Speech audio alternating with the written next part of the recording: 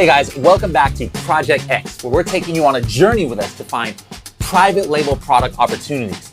And we're gonna teach you along the way so that you can build your own business using these same simple steps.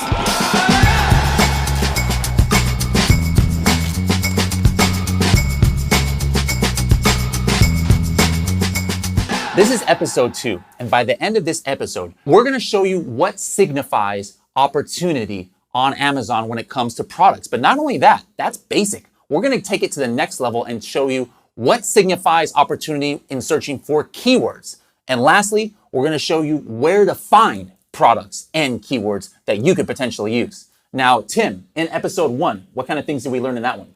Well, the first thing we talked about is the huge opportunities out there in private label. There's so many people that are out there saying that private label is dead, and it's not. We talked extensively about that. We also talked about the fact that the methods that we're going to show you here in Project X are very unique. They are not the methods that everybody else are talking about. They're not the methods that everybody else is doing. And it really helps us to stay ahead of the curve, stay ahead of our competition. The other thing that we talked about is the fears that people have. This opportunity in private label that is out there, and sometimes we drag our feet a little bit and we're a little bit scared or maybe timid because we're so worried about the risk. And we talked a lot in episode 1 about how these unique tactics and these unique methods that we have minimize that risk. We also talked about in episode 1 our definition of success. And that definition of success can be very different for a lot of different people. Some people find success by having $8 million in revenue a year. Some people just want one product that brings them, $300 or $400 a month, makes one extra car payment a month, and to them that's success. So we define the fact that success really has no definition, which actually makes it a lot easier for you to find that next product. All right, so if you haven't seen that episode yet, make sure to pause this one, open up a new browser window, watch that episode first. But now let's get right into episode 2. Let me introduce myself if you don't know who I am. My name is Bradley Sutton. I'm the Director of Training here at Helium 10. I'm joined by my co-host, Tim Jordan from the Private Label Legion. Tim, how's it going? Great, good to be back. So if you want an in-depth written version of this episode, you can find that at helium10.com/X2. So now let's go ahead and get started. So at the beginning of the episode, we talked about how we're going to start searching for keywords too, not just products. Now, Tim, you're one of the forefront people in explaining this method about searching for keywords. So for those out there who are new to this kind of methodology, what does it mean searching for keywords? I mean, aren't we just looking for products? So Amazon is a unique marketplace because people have extremely high buyer intent when they show up to Amazon. And what I mean by that is they come directly to Amazon looking directly for a product. They're not on Googling, how-to videos and then being introduced to a product. They're literally coming looking straight for a product. And how are they associating that product is with a keyword. So if the product they're looking for is a watermelon slicer, the keyword that they type in is watermelon slicer. Most people don't come to Amazon searching for watermelon accessories or picnic accessories. They come looking directly for something. So what we do is we look for keywords that people are looking for. Even if we have the greatest product in the world, it doesn't matter. If we have this great new invention, this cutting edge breakthrough device that can save the world from whatever ailment that it's falling under, it doesn't matter, because if people aren't associating a keyword to that product, they'll never look for it, and therefore they potentially could never find it. So what we have to do is we have to identify keyword opportunities first, which will later lead to product opportunities. One of the biggest problems that I see on Amazon and all the students that we coach and work with is they come to Amazon looking for a product that they can sell. And when you're looking for products and you're looking at products, you're potentially looking at something that's already saturated. So when we start identifying keywords and not products, that's when the big opportunities start opening up for products that you can actually sell and make money with. And searching for products still is a very valid and efficient way to also search for opportunity on Amazon. However, using this same methodology, we're going to learn how to kind of reverse engineer that. So even if we do the product first, like is the traditional way, you still have to tie that back into a keyword. And we're going to be showing you a little bit about that in this episode, and especially in episode 3, which is about validation, on why it's so important to go always, whether you search for the keyword first or whether you search for the product first, you still have to find those keywords that are going to bring you the sale. Because like Tim said, People don't search, they don't look at their Amazon screen and the product that's in their head just automatically goes into the Amazon search. I mean, that might be in year 2034 or something. We can have something like that. But they have a need, right? They have a need for a certain product. They transition that need or that image in their head into a keyword and they search for it in Amazon and then they find it. So we have got to make sure that we have the right keywords for the product that we're going to search for. The question now is though, where can we find products? Where can we find keywords? What are some of these sources where we can find them? Yeah, there's actually a lot of sources. And this is one of the biggest breakthroughs that I had in understanding and figuring out this whole private label game is we have to stop doing what everybody else is doing. We have to stop doing that. All right, so Tim, where are some of the places that we can start searching for keywords? All right, first I want to talk about where we don't start searching for keywords, and that is the Amazon search bar. Traditional private label methods that used to work many years ago that don't anymore basically start with jumping into Amazon, typing in a product name and going through categories and subcategories and essentially finding products that other people are already selling well. And these old methods, they would say something to the effect of, find something with reviews that you can improve on, or find something that, you can optimize just a little bit better. But the truth is, people are getting a lot better at selling on Amazon. Our competition's gotten a lot harder. So those opportunities don't really present themselves as much anymore. So where we really had our breakthrough was to start looking a little bit differently at these keyword and product opportunities. So we weren't playing follow the leader and just trying to do what everybody else is already doing and end up selling these saturated products. All right, so Tim, what are the 3 primary locations where we can find either keywords or products that we can possibly sell on Amazon? Let's write it out here on our fancy whiteboard. Yeah, they pretty much break down into 3 locations that we use. Amazon. Okay. But we're looking at the back end of Amazon, all right? We're not looking, like I was just talking about, at the search bar and categories and subcategories. Essentially, we're not looking at what other people are already doing well. We're looking at the back end of Amazon. Mm-hmm. We're also looking online, but not Amazon. Ooh, I'm excited about that one. There's a lot of information out there. There's a lot of search engines and a lot of places where people go where they literally give us information about what products they're interested in, and we can gather that information for ourselves and use it to help identify potential product and keyword opportunities. Number 3? The next one is a little bit strange because this is like a tech world that we're in, so this is going to seem a little counterintuitive, but it's offline. And we'll talk more about that in a little bit, but there are a lot of places that I physically go to, and I get out of my seat and I take some time away from the computer screen and find tremendous product and keyword opportunities literally by getting up and moving around. We're going to talk about that a little bit later too. So in this episode, we're actually not going to go in and validate yet if this is a good product, if this is a good keyword opportunity. We're going to do that in the next episode. But by the end of this one, we're going to have 5. Is that reasonable? That's 5? the goal. We're going to walk you through all of the steps that we would use to identify 5 potential keywords. 5 potential keywords that are going to lead to 5 potential products that we could potentially sell on Amazon. So the first one that you talked about was Amazon and the back end, right? We don't want to just use the front end of Amazon, typing in something in the search and just trying to find products that way, or looking at bestseller lists and seeing what are the top selling in a certain category and trying to find the product that way. But what did you mean when you wrote down there the back end of Amazon? Well, what I mean is the information that's not really visible to the buyers, which is kind of the traditional method. And I can tell you right now that several years ago when I started selling private label and we started recognizing that we had to find these unique product opportunities, we spent a lot of time delving into the little minute details on the seller side of Amazon and trying to find these unique product opportunities. And it worked, but it took us a lot of time. And one of the coolest things that we experienced is when Helium 10 Black Box was released. And the tool Black Box and Helium 10 literally turbocharged the ability that we have to find these unique product opportunities that are in demand with low competition. So I would suggest that if we're going to start finding 5 keywords in this episode today, let's go ahead and dive right in with the Black Box method first, because that's absolutely one of our favorites, and it's a great way to start looking at the back end of Amazon to find those opportunities. Okay. And remember, today we might not get to what the best keyword is for each product. We might just start with a product at first. This first one is actually the traditional way of looking for product opportunity, and that's doing the product search, all right? And then in the next episode for this first one, we'll talk about finding a keyword. But what is the methodology or what is the logic that we have to think about? Well, one thing that I always tell everyone is you have got to think like a buyer, all right? Go through the buyer process, try and take your seller's, usually I have a hat, right? I don't have my seller's hat on right now. This is my buyer's hat, which is my regular hair, okay? So put your buyer's hat on and think like a buyer, and that's gonna help you with the logic and the methodology on finding what signifies opportunity. So let's go ahead here in Blackbox. Tim, you know how many products we have in our database here at Blackbox? Probably a whole gaggle.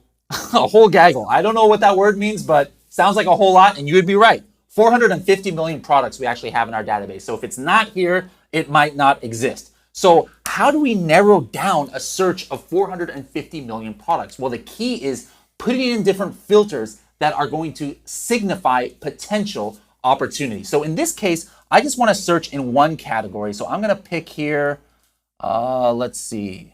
And while he's doing this, let me say this.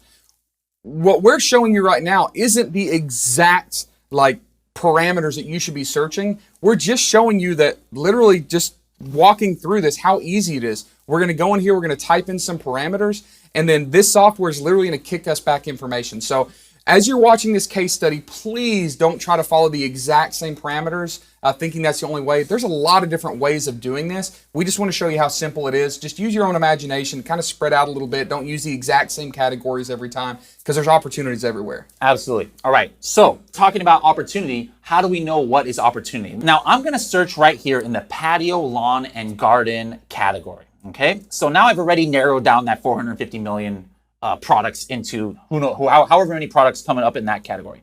Now I'm going to put here in the monthly revenue. I'm going to say making estimated at least $5,000 a month. Here's the thing to remember. We're going to talk a little bit about Kickstarter, Indiegogo, and things like that. Those are crowdfunding websites where you can kind of create demand for your product. On Amazon, you can't just magically create demand. Okay, so when I put something here like, hey, show me a product that's making around $5,000 a month at least or more, basically what I'm saying is I want to see something where there obviously must be some demand for it because people are buying it. Okay, so that's what that filter is solving. Now I'm also going to put here review count max.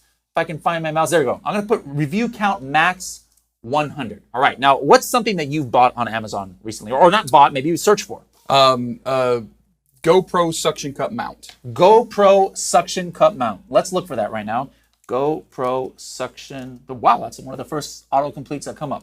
GoPro suction cup mount. All right. Now, if you are here as a buyer and you are seeing some of these number of reviews, right? You see here, where's my little pen here? You see here 264. We got 449, 10,000. Let's say the next product here had 10 reviews. All right.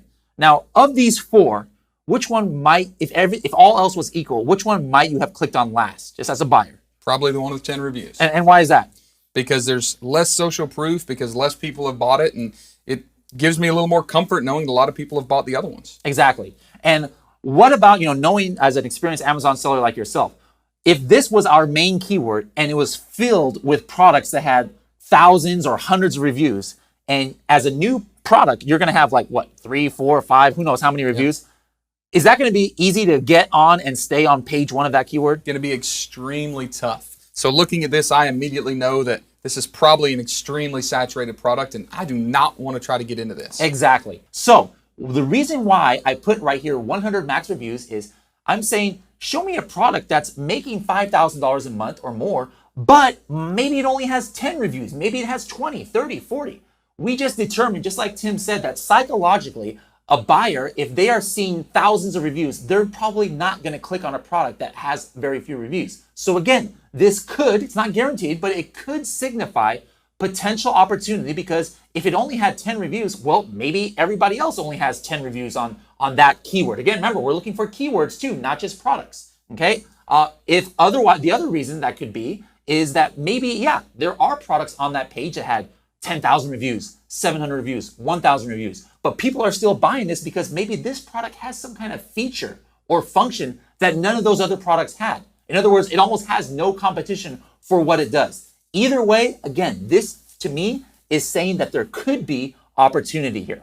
Let's go back now, or actually, I'm going to put it right here in my next thing, and I'm going to explain it in a little bit. 3.5. Basically, what I'm saying here is I want to find a product that has 3.5 stars or less. Let's go back to our GoPro suction cup example. You see here, let me draw here. You see here 4.5, looks like 4.5 rating. This one is a 4. This one looks like a 4.5. And then again, this last product down here, let's say you had something that was like 3.6, all right? 3.6 stars. Which one are you clicking on last, Tim? Probably the one with 3.6 stars. Probably the one with 3.6 stars. And again, what's the reasoning? Because the other ones are obviously proven to be better products. Yeah, do you ever buy products under 4 stars? Only if I don't have another choice. Ooh, there's a little hint right there. Same for me. Like I'm sorry, you sellers who don't have, over 4-star products, but I don't. If it has under 4 stars, I'm pretty much not even going to consider it because I'm like, man, a lot of people don't even write reviews in the first place, but enough people hated that product so much that it's giving them a bunch of 1 and 2s to bring that rating down. There might be something scary about that product. So again, if I can find a product that is making $5,000 a month or more, but only has 3 stars or 2.5 or 3.1, those same opportunity signals might be happening. Either A, everybody's got 3 stars on that page, meaning if I have a new product with 5 stars, I land right there. Instantly, I look better than my competition. Yep. Or B, maybe this is the only product that satisfies some kind of functionality. All right, another thing that's unique to Helium 10 is the number of images. Now, Tim, as a buyer, going back to that again, when you look at certain products, if you only see a listing that has 1 or 2 images, are you real comfortable with that? I'm less confident in it. More images mean more confidence. Yeah, I mean, you get to see different angles. Actually, a lot of times when you have a listing that only has 2 or 3 images, the rest of the listing looks kind of ugly. And in my mind, now I'm going back to almost thinking like a seller, but it's the same thing, thinking like a buyer. If a listing doesn't even look professional, like how am I going to be confident that the product is going to be good? I'm like, this seller doesn't even know how to make an Amazon listing, but I'm supposed to trust that their product's going to last me, right? So again, I'm going to find a product that has 4, 3, 2, or 1 images, because if it's already making $5,000 a month, it's the same thing. What's going on that allows a product that has a bad listing to make this much money? All right. A couple of other things you guys can see. There's tons of different filters, and like Tim said originally, there's no one set filter or no one set way, right? There's 10,000 ways to be doing this right now. We're just literally going to walk through one example just to show you kind of some of the parameters we use. But remember, everything that we're showing you right now is showing you where there's opportunity on page placement, right? So when we're talking about basically people page placements for keywords. Yeah, basically people are selling this product. So we're looking for a product that people are selling, and their listing's not very good, and their reviews aren't very good, and they don't have a lot of listings,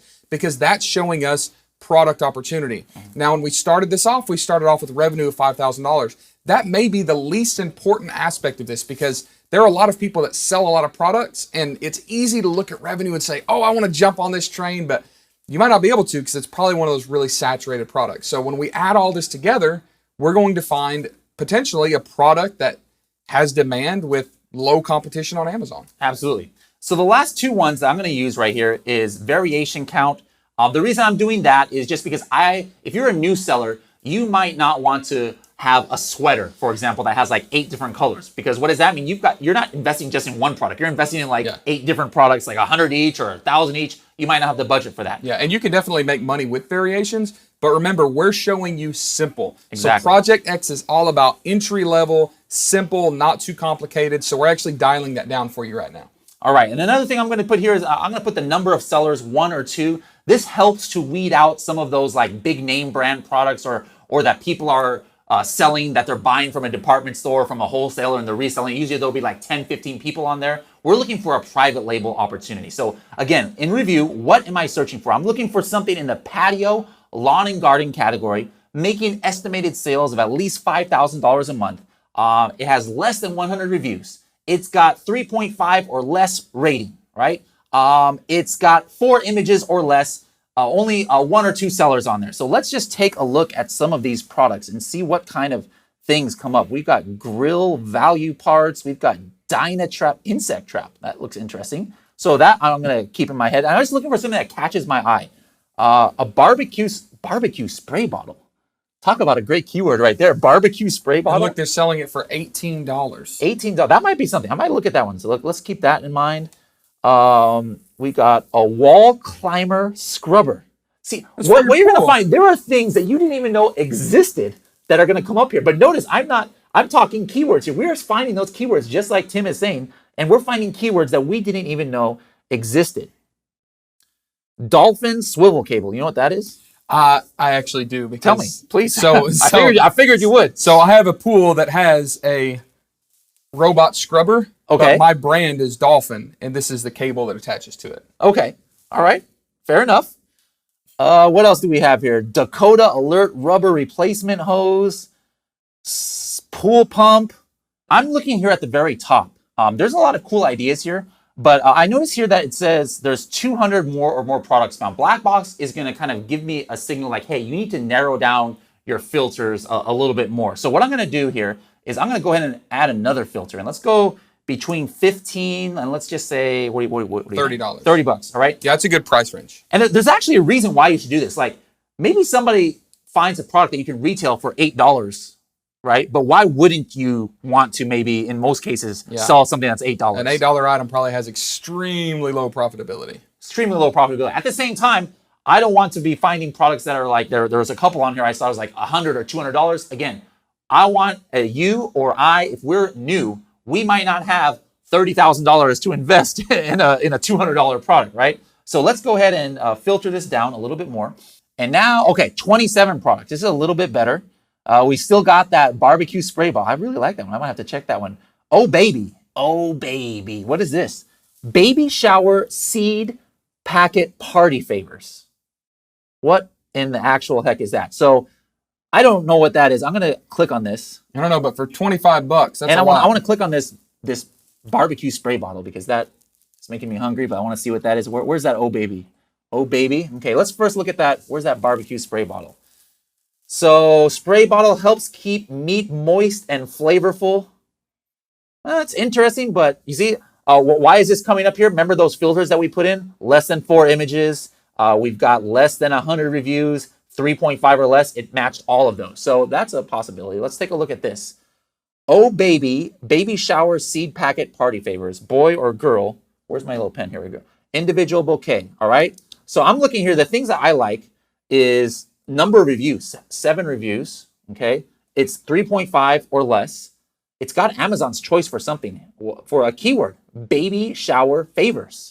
I don't even know what that means. And what's interesting is they've got that Amazon's choice, and it's a terrible listing. Yeah. It has one photo. It doesn't even look like...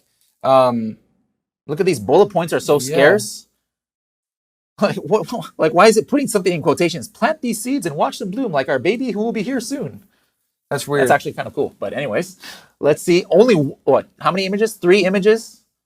All right. You know, I'm gonna let's set this one aside. All right. And I like it because there's no way that a package of flower seeds can cost that much money. But they're selling it for $25. $25. Free shipping. I don't care. $25. So what's the keyword? Remember, we're searching for keywords, not just products. I'm honestly not sure. It could be baby shower party favors, baby shower favors. We're gonna find that out next episode. But definitely gonna set this product aside. Baby shower seed packet party favors. All right. Let's show you guys another method now of searching for keywords or products. We're actually going to do a reverse method. Right here, we were searching for the product first. Let's switch gears and search for the keyword first. Again, using Blackbox, we're going to just use a different tab right here in the keywords tab. All right. Now, you want to tell the quick story, Tim, of the very first time I demoed this tool for you? Yeah, the first time this tool was shown to me was at like midnight one night, and it scared me because it kept showing up my products, which was actually really good validation for me that this software is powerful because the methods that we've been using successfully to find high demand with low competition products, this was literally shortcutting the whole process. All right. So in the last one, we actually searched for patio, lawn, and garden. Tim, I want to try a different category here. Any suggestions? Yeah, let's keep it to an easy one. So let's go like kitchen and dining. Kitchen and dining. All right, kitchen and dining. Now, we're strictly looking for keywords. So what is something that signifies that what's the easiest for us no-brainer thing? Maybe it might be new for you. That's why we want to teach it to you. But for you, Tim, what's the number one most no-brainer thing that will signify demand for a keyword? A lot of search volume. A lot of search volume, all right? Helium 10 has estimated search volume. So I'm going to say, based on that estimated search volume, show me a keyword that is being searched for monthly at least 10,000 times. And my computer, like mine, cannot divide that, but what's that about a day? Like 300 times 30? Like 300-400 times a day? All right. And let me also say this. 10,000 is not our magic number. It's not our magic number. I have a lot of successful products that are only searched maybe 2,000 or 3,000 times a month, and that's fine. There are a lot of great profitable product opportunities with lower search volume, higher search volume. Do not take this as gospel truth that you have to set a parameter of 10,000. We're just using this as an example of how to use this tool. Yeah, I mean, you could have 500 search volume and it still could be a good product, all right? Just like with the products, the filters that we are doing is not the quote unquote right way or only way. It's just one of the infinity number of ways that you can search for the product. I'm not going to do as many filters on this because that's what's cool about searching for keywords. Just with a few filters, I guarantee we're going to find something pretty cool. We did reviews on the other one. Let's do it again. This one, I'm going to say, let's expand it more to like 150 reviews maximum.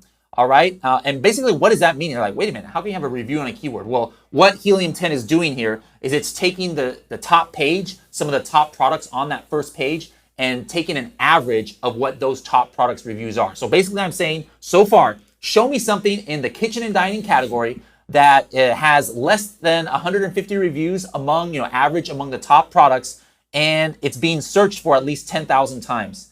I'm going to do a minimum here on the word count of 2. Now, Tim, why do you think I don't usually like to search for one-word keywords? Yeah, one-word keywords are extremely broad. So I like even, at least 2 words, sometimes even longer. We call those long-tail keywords because it becomes more specific. So what this is going to do is narrow down our window of opportunities and hopefully come up with a really good keyword for us that we can look at using.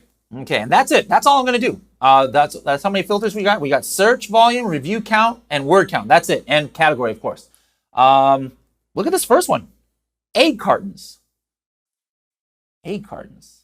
Why are you looking at me like that? That was one of my very first private label products was egg cartons. Hey, watermelons. Did you mention in episode 1 or another episode watermelon slicer? Just mentioned watermelon slicer. All right, let's take a look at what is going on. Let's just see if something is. So go to egg cartons because I'm pretty familiar with those. This is what you sold? This is exactly what I sold. People bought this? Why would you ever need something like this? I don't know. It's crazy, but Amazon has demand, and it doesn't matter if we think it's a good product or not. It doesn't matter if it's the coolest product or the dumbest product. If people buy it, I'm willing to sell it.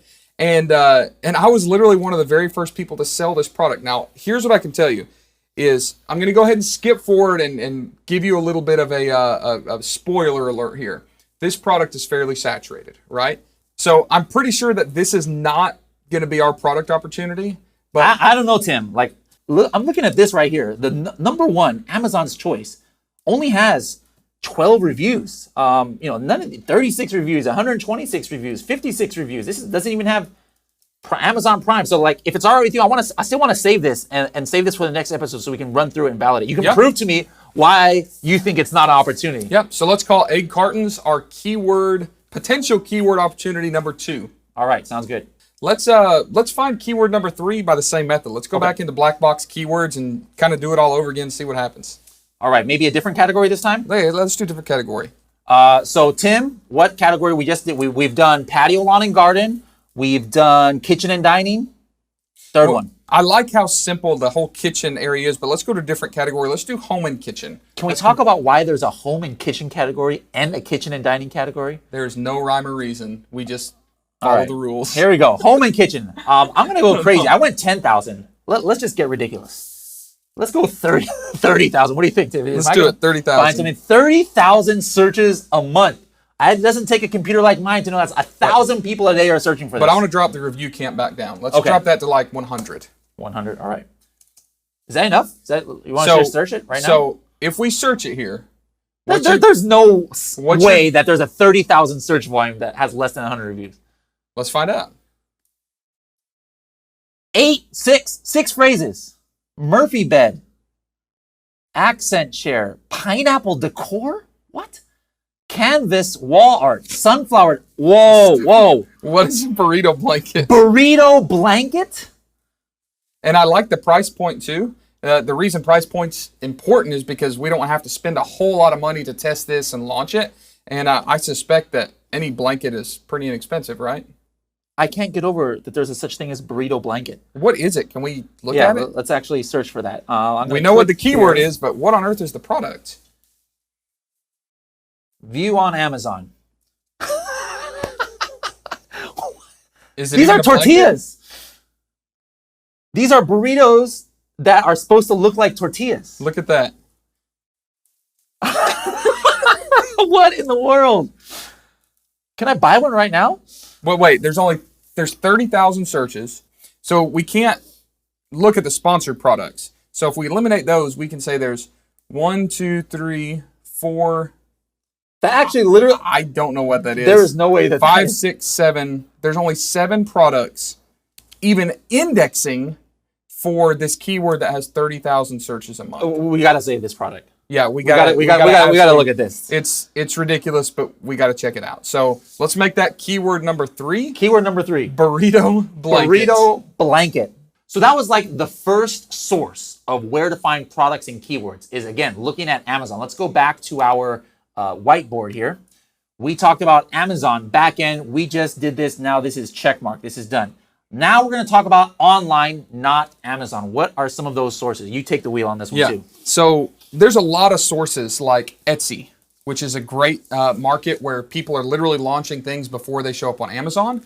There's things like blogs, which are literally websites where people get paid for having traffic, for ads. So if I'm a blogger, I have to have like this cool product or cool idea to get people to come to my website. So bloggers are literally doing research for me. There's things like crowdfunding. Crowdfunding websites like Kickstarter and Indiegogo are all about new product opportunities. And some of those may be patented or trademarked, but they're at least showing us niche ideas and kind of demand. One of my absolute favorite, which is actually one of the biggest search engines in the world, at least in the English language, that most people don't even consider a search engine, that is nothing but ideas. Any idea what it is? Pinterest. Pinterest.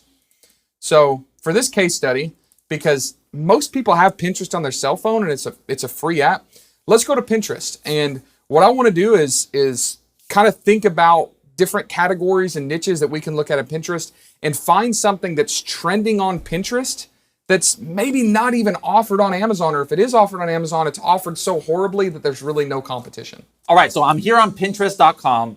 I don't even know where to begin here. I'm not familiar with this. So the magic of Pinterest is it is like light years ahead of Amazon. There are products that are trending on Pinterest that are not anywhere near Amazon yet. It's like completely blue ocean, wide open.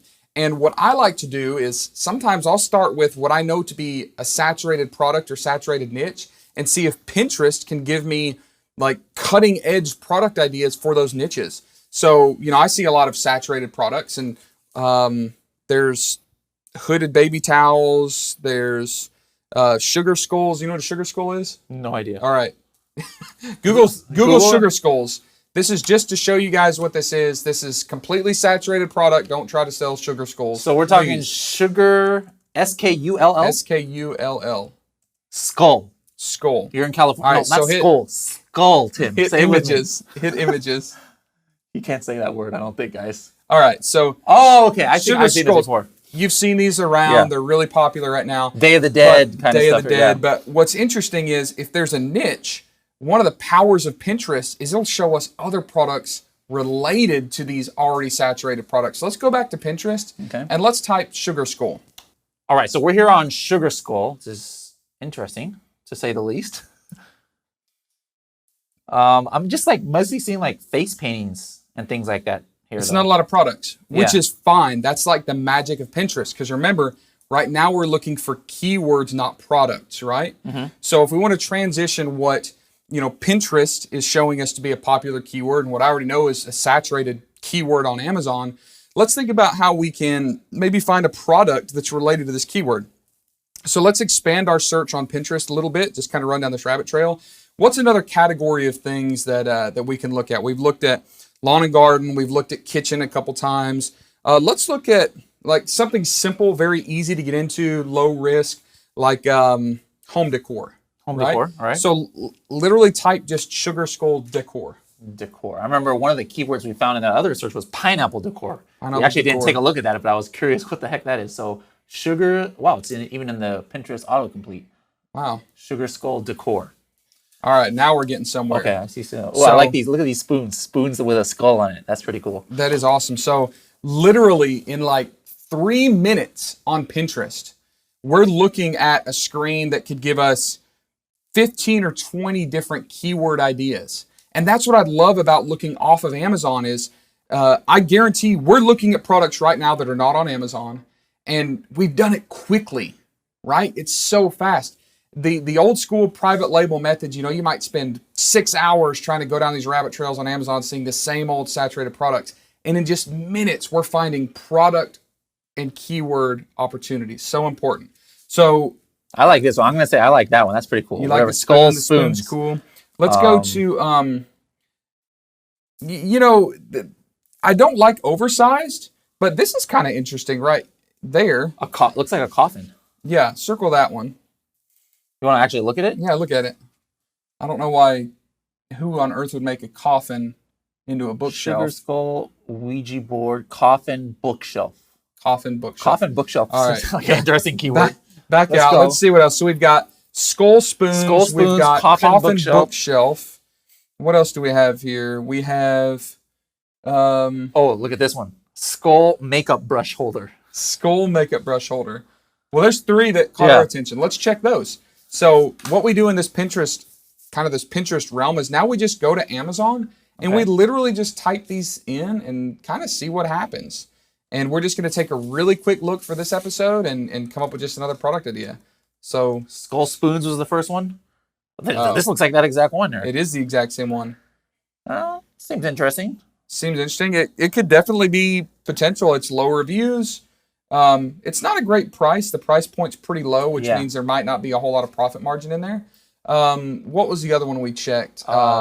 Skull bookshelf or no, not skull. Coffin bookshelf. Coffin bookshelf. Coffin book. What? It's an autocomplete, even in Amazon. Interesting. Wow. Look at that price point. I know, with shipping. So these are like $35, only 1 or 2 reviews. And again, 1 star. That would be an extremely simple product because I can't imagine there's much to it. Let's see how big they are, because if they're really huge, I don't want to get into Which one should I oversized. click on? Just this purple one there is fine. The first. I'm about to give this guy a $1 click right here. Sorry, sourpuss. You just paid $1 for PPC. Or how big is this? It's only 14 inches high. So 3.5 inches deep, 7.5 inches. So that's definitely not oversized. That's not oversized, yeah. And look, with the price point of $26 plus $7.29, that's a really high price point. with only $33. 4 reviews. That might be right in the realm of what we're looking at. So, I mean, we're talking about quick and easy. Do you want to throw this as one of our keywords? Coffin.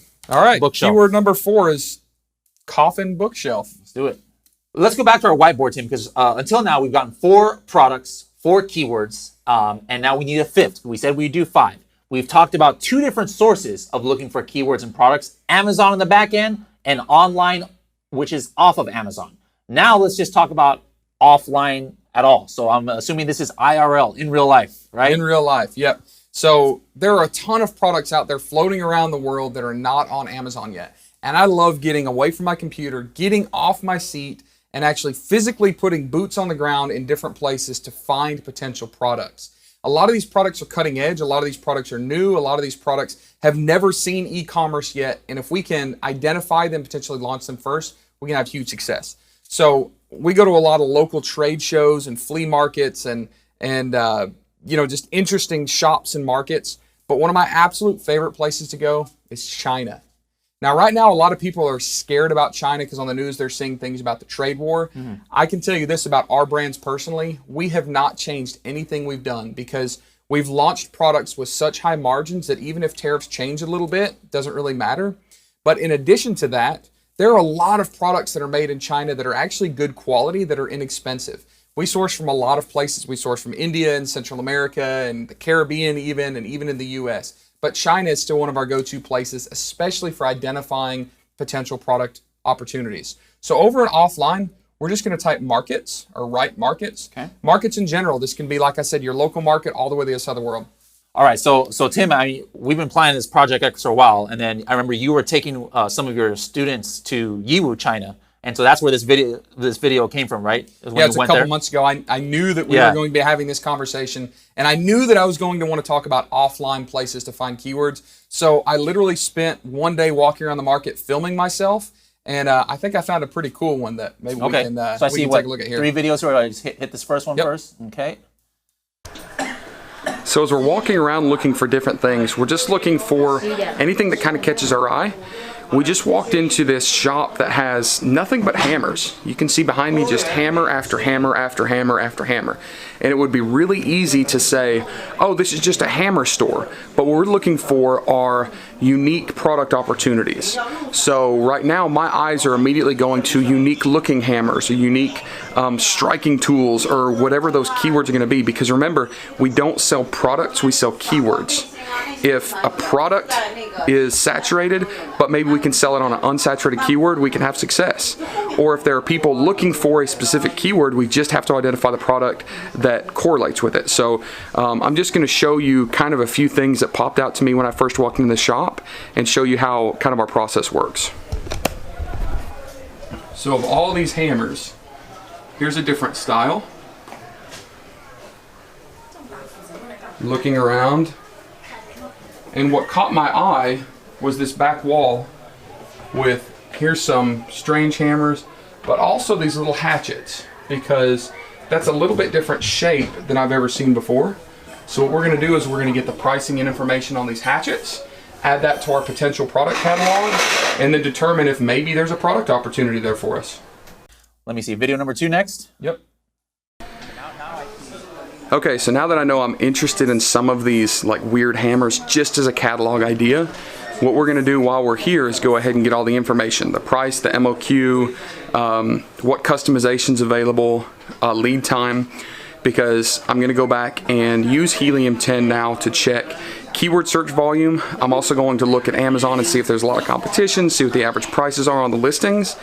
Okay, so let's just recap your process over there. So Yiwu, from what I hear, is just massive. I've never been to Yiwu myself. It's just like massive, right? Massive. So you're just walking around and looking for things that catch your eye. So literally when I walk through these places and looking at these millions of products, anything that catches my eye a little bit, anything that I go, oh, what is that? And I pick it up, or I touch it, or I play with it, then I log those as a keyword idea. When we take trips to Yiwu, clients usually come back with between 200 and 500 keywords in a notebook.